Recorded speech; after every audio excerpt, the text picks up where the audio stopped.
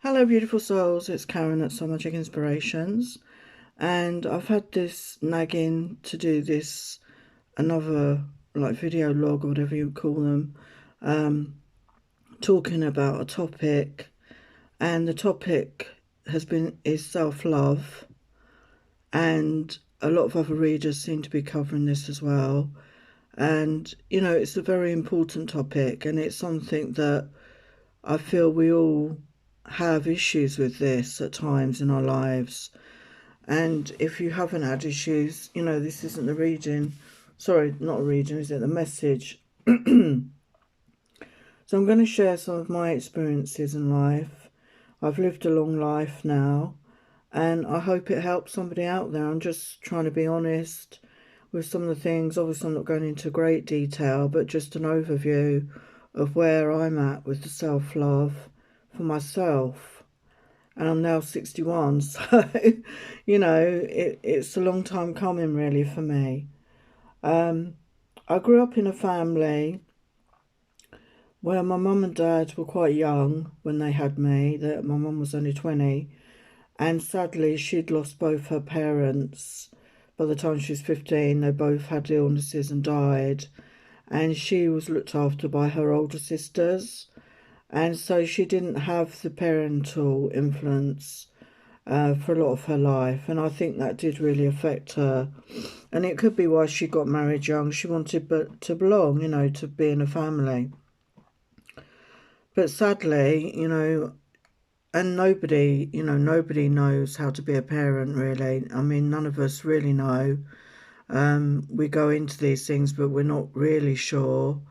And I think there's two ways you can go. I think a lot of people become parents or parent like their parents, or they go in the opposite way, which is what I did, and try not to be like their parents because of the way it made you feel. So they basically didn't show me any affection. They never said I love you once to me. They weren't affectionate to each other in public. I never saw them hold hands or kiss or even be cuddly. That could be my mum. I think my dad would have been. So she had that coldness about her emotionally, and I don't blame her for that at all. But obviously it impacted on me. And they told me about an incident that happened when I was 2. Obviously I didn't remember it, but it has affected me my whole life in a subconscious way. When I was 2 years old, back then we had coal fires, and they didn't have a guard around the fire. And apparently they had their back to me, and I was playing on a chair. And basically, at 2, and they weren't watching me, and I fell in the fire, and basically my back stuck to the grate. And obviously, I was screaming and crying. They didn't even take me to the hospital. I mean, at that time, my dad didn't drive, and my mum never did drive. So they did the best they could, and they went to the local store and got some painkillers for me. And I had a scar, obviously, that is scarred, but because I was so small, obviously that scar, the physical scar, healed. But obviously the emotional scar, has affected me. I just didn't feel safe, I didn't, there was, obviously I couldn't remember that. They told me when I was an adult, but there was something about not feeling safe. I didn't feel that I belonged, because I do recognise as a starseed. I didn't feel I belonged in that house. I even asked my mum years later, am I adopted? I just felt so different. I was always very sensitive, got very emotional, and cried at like Lassie films, and they'd all laugh at me and poke fun at me, which made me feel even worse about myself, really. So I became somebody that was a people pleaser, and it's not something that you consciously do. I think just to fit in and just to go along with what everybody else has wanted. I couldn't be myself. I was a people pleaser. So I did fall in love at 20, and I had a 3-year relationship, and it was a very, you know, intense feeling for me, intense time. And You know, they always say your first love you never forget, and no, I didn't forget, and it was very strong, and it was passionate and exciting, but it ended, you know, and I was distraught, you know, I was really distraught. But you get over these things, and I moved on, and I got married at 25 to my first husband. And again, you know, I found out years later that sometimes we marry people that remind us of our parents. And in the process of therapy, I did find out that he did very much remind me of my mum, my first husband, because he was cold and distant to me emotionally, which is what I'd known as a form of love, if you like, from my parents, from my mum in particular. And obviously, this is all subconscious. You don't even know you're doing these things. And he couldn't particularly help it because, again, I always thought there was something there. And we found out years later that he had Asperger's, which my middle son has as well. So it does affect people, the way they interact emotionally with people. So, you know, I had 3 children with him, but the emotions were not there. The connection was not there. I didn't feel happy. I had my 3 children, and we did, you know, I did end that marriage. And obviously it was a scary thing to do because I'd gone from living with my parents to living with a partner. And back then it wasn't so common. This is in the 80s. It wasn't so common for people to go out and live on their own. It just wasn't. Which sounds strange, I know, to a lot of people, but that is how it was, especially for someone like me. So, you know, I'd never really lived on my own. I'd lived with my parents and my partner, and then had 3 children, and they were quite young. So it was a big decision, you know, to leave my husband. And a catalyst for that was Princess Diana's dying, because she was only a year younger than me when she died, or whatever happened to her, and her children were similar ages, and it just made me think, and I think it did affect a lot of people in our country. You know, life's too short. You know, you need to, if you're not happy, you need to change it. You know, you can't go on like this. And I was very unhappy, and I didn't have the support of my parents because they were very old-fashioned, and divorce was still quite unusual back then. And they didn't support me in that, you know, they didn't at that time. And I know deep down they were probably worried about me, but, you know, anyway, you know, we eventually sold the house, and I got my own house, I got a mortgage, I worked full time, and I had the children, and they were 10, 8 and 4. So they were still quite young, and they needed me, but I needed a job because I needed to have a home. I wanted us to have a home and be able to support them. And I really came into my own at that time. I really did. I realised how strong I was, what I could achieve, what I was capable of, you know. And yes, it was difficult because I wanted to be at home with my children, but I had to work. I was the breadwinner. And I felt the worst about my daughter because with my sons, I had been there when they were young at home, but with my daughter, she had to go to childminders. And so, you know, I would have liked to have been there more for her, but I did find my strength and I did it. And you'd be surprised if you try these things, what you are capable of. And I felt so much happier. I had a job I liked. You know, I had my friends, I had some good friends, and my children were at school. I mean, it wasn't perfect, there was ups and downs, and my middle son has various, you know, problems like Asperger's and ADD at that time. So there was a lot of things that I needed to deal with regarding his school and everything like that. But I'm just saying that overall I felt good about myself. And, you know, I had a social life, and I was a mom, and I felt so much better, you know, on my own in that way with the children. And we got close, you know, I got closer to my children.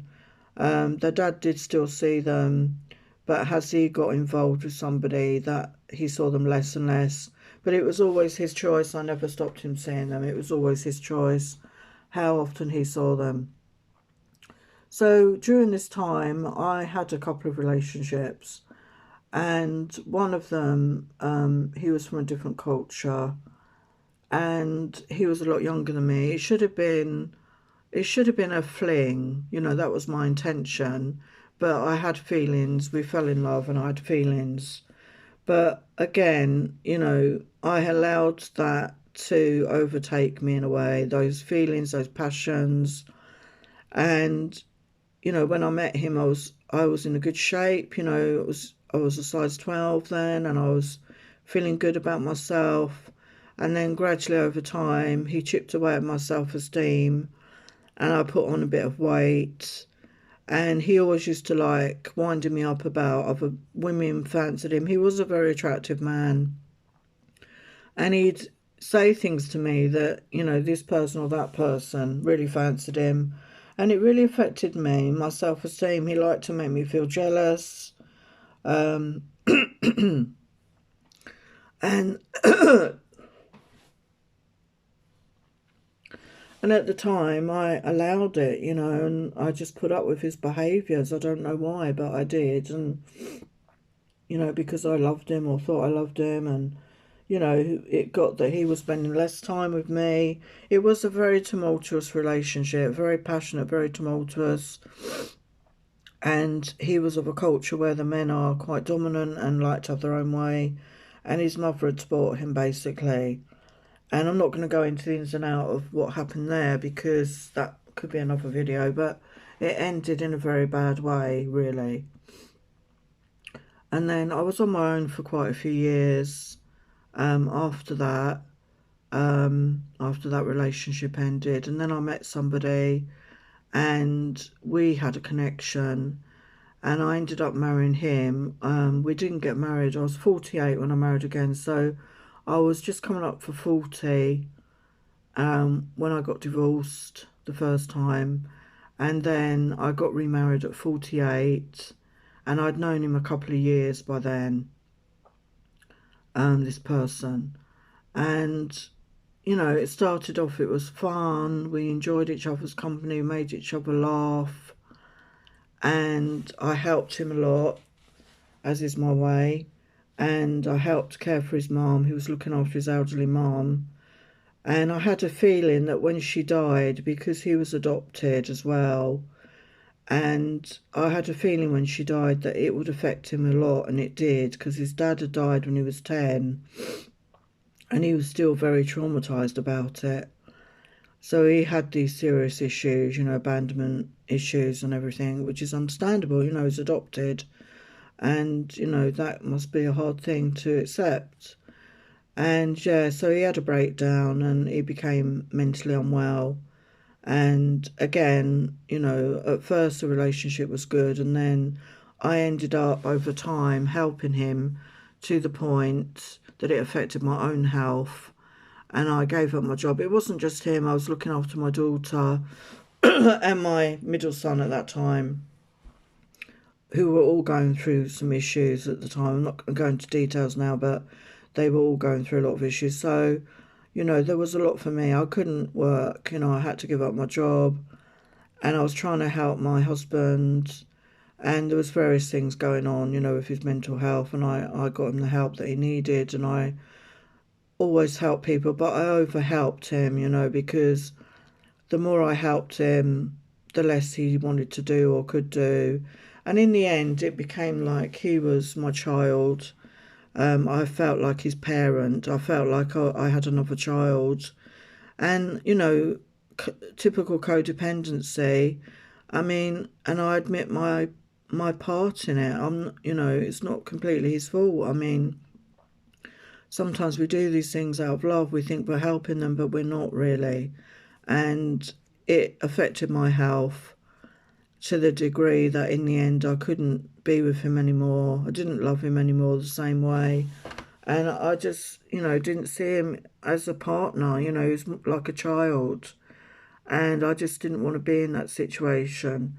So that was 5 years ago now.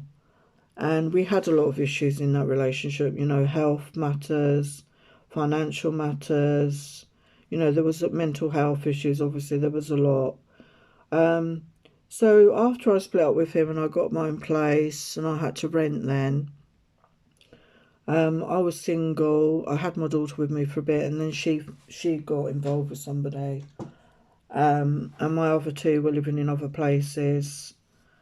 So I started having, doing online dating, which I'd done in between my marriages as well. But I really went at them with a vengeance. I met a lot of people, and I didn't want to get involved with anybody in an emotional way. And again, I think this was subconscious because I kept thinking I do want a relationship, but my actions were not showing that really when you look back. But so it was purely physical, casual interactions with people, and I explored my own sexuality this time, which was a good thing for me to do because I'd never really done the dating thing when I was younger, hadn't dated much, got married, and then, had my children. So I do everything back to front. So I hadn't really done the dating thing. So I guess this was my time. So, 55 and single. So, and there's a lot of people in that age group out there, that are single and dating again. It's not uncommon. I mean, years ago, people did stick together, didn't they, through thick and thin. And it's not always good to do that. If you're not happy, your kids are going to pick up on that. And it's, you need to honour yourself because a happy mum is a happy kid, really. That's the way I look at it anyway. So during this time of dating around, I met what I thought was my twin flame. I'm still not 100% about that. And felt this immediate connection. But again, it wasn't a relationship. He was in and out of my life. He would call the shots, like he would say when he's available, and I would just jump basically because I was smitten with him and the passion was intense, the connection was intense for me. And, this went on for a while really. And then I got to the point where I did declare feelings and he said he didn't feel the same. So then we agreed to stay friends, but we did stay friends for a while, but then life got in the way. We both had stuff in our own lives to deal with. So I hadn't really seen him. And then the last time I did see him, he said that he wanted to see me again, but he never did. He never followed up on it. And I did call him out on that and he just fobbed me off on it. So we ended it, the connection. I don't hear from him. I don't contact him. But it was a big wake-up call for me to really honour myself. And you can see it's taken a long time, and I hope it doesn't take you that long, and I hope you're in that energy of it. But I'm definitely working on that, working on myself, trying to get into that energy of self-love, because the more we love ourselves, the less BS we take from other people. We won't accept it because you're worth so much more. And I'd always been a giver in my relationships, as I say, a people pleaser for many years. I thought that's what love was. I was feeling needy.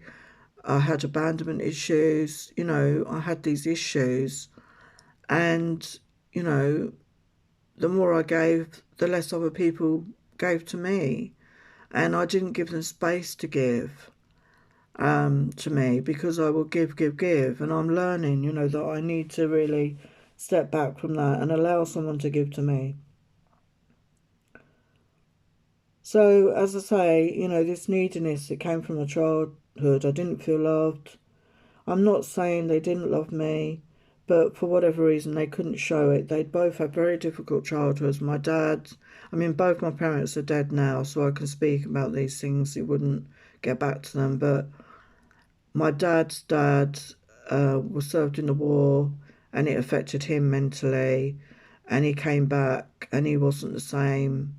And I think he used to give my dad the belt, like when my dad misbehaved, like quite violent, you know, behaviours. And that was, a lot of people went through that, where they thought it was okay to do that to their children.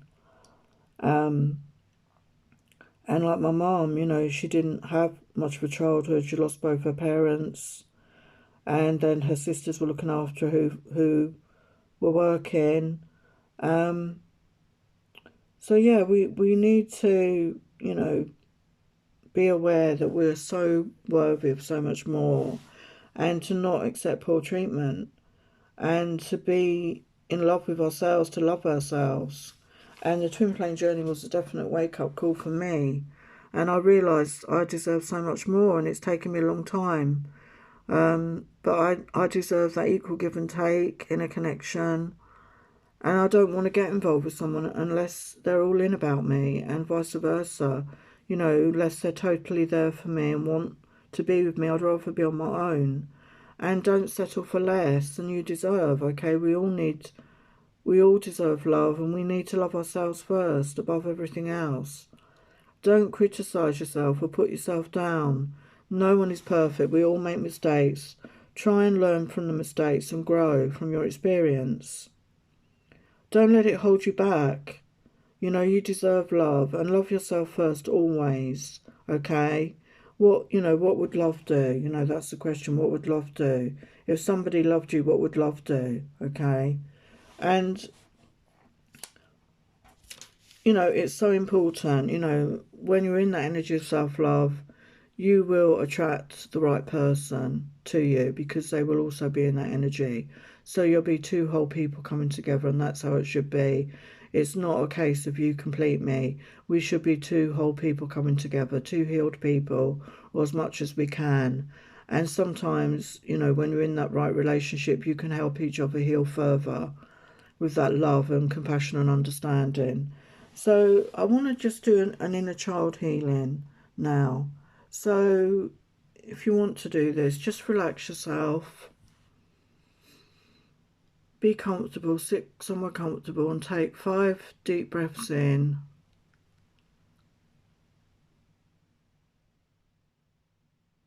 And 5 deep breaths out. Just relax yourself. So in your mind's eye, imagine yourself as a child. It could be as a baby, a toddler, or from the year of 5 upwards, teenager or a young adult. What resonates for you? What aspect of your childhood do you need to heal today?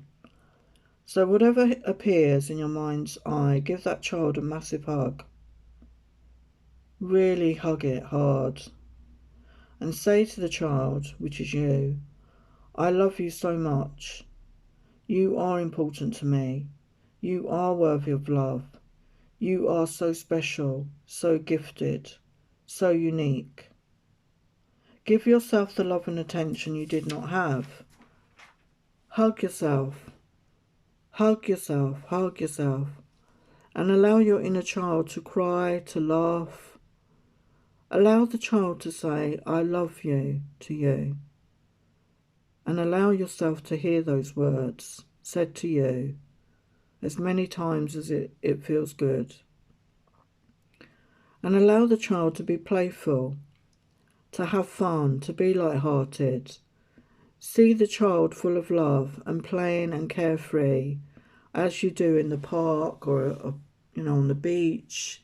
They're laughing, they're giggling, they're running, they're playing. There's not a thought in their mind. They're carefree, they're in the moment.